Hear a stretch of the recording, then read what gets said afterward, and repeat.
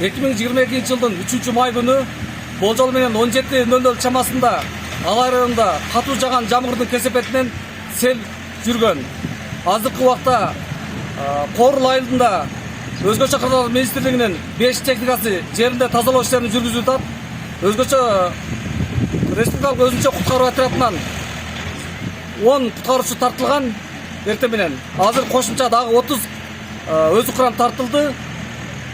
Жеринде жарандык коргоо кызматтары менен иш алып баруудабыз.